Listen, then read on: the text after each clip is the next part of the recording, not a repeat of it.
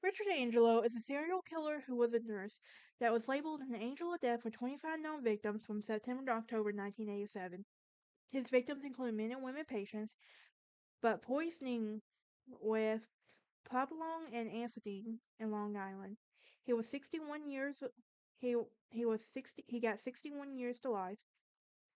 Welcome back to the True Crime Lounge podcast. I do have a Patreon that you can go and join. For early access to episodes scheduled to come out, I also have a merch shop.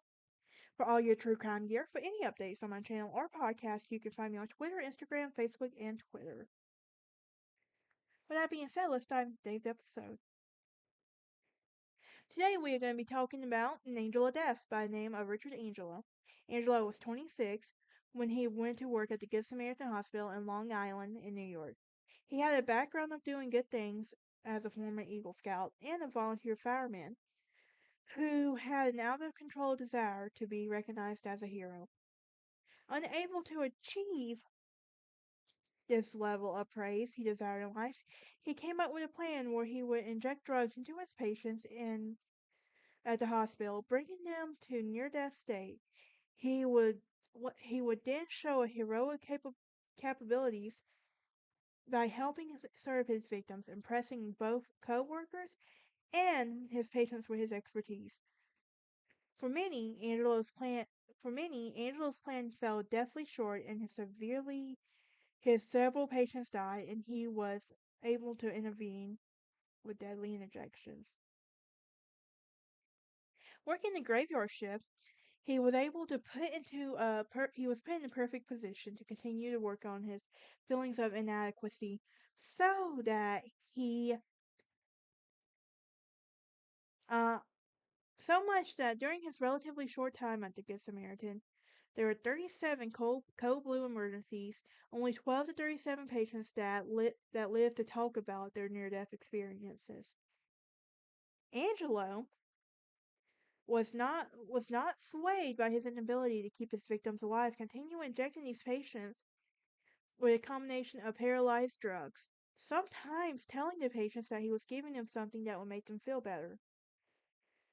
Soon after administering the deadly cocktail, the patients would even feel numb and their breathing would become constricted, as their ability to communicate to the nurses and doctors. Few could survive this deadly attack. Then, on October 11, 1987, he came under suspicion after one of his victims, Geronimo Kilch, managed to call the button for assistance after receiving an injection from Angelo. One of the nurses responding to his call for help took the urine sample and analyzed it. The test provided that it was containing the drugs, that provolone and anthracis, and that neither of them would be prescribed.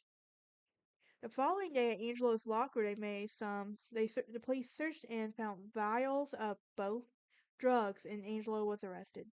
The bodies of several of his suspects' victims were exhumed and tested for deadly drugs, and the test proved positive for the drugs on 10 of the deadly patients.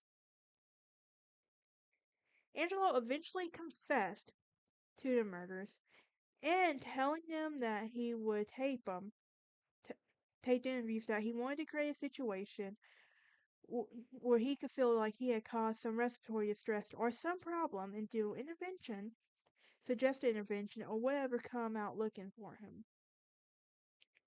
He was charged with multiple counts of second-degree murder.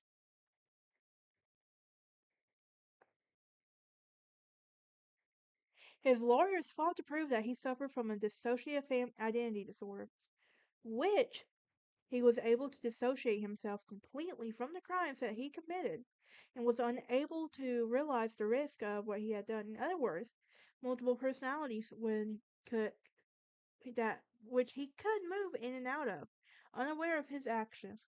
The lawyers fought to prove this theory by introducing polygraph exams in which Angelo passed during the questioning about his murdered patients.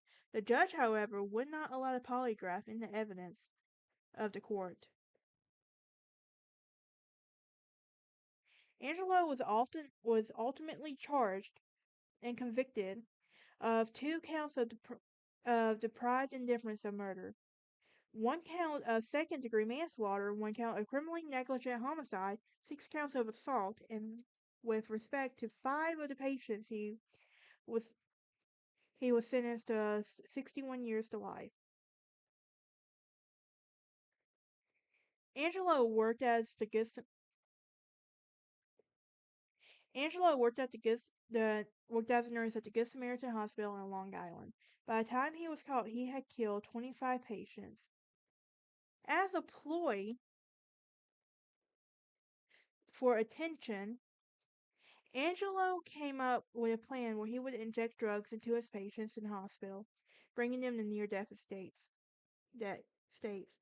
And he would then show his heroic capabilities in helping his victims, impressing both co-workers and patients, for many of Angelo's plans has fallen short, and several patients died because before he was able to intervene.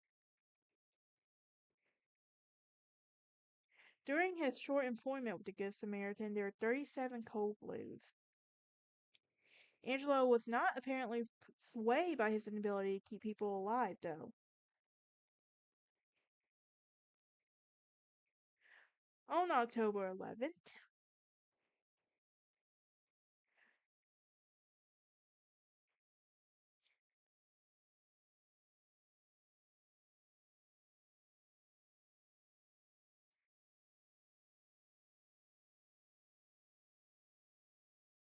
alright, that is it for today's episode. I will see y'all next time, y'all.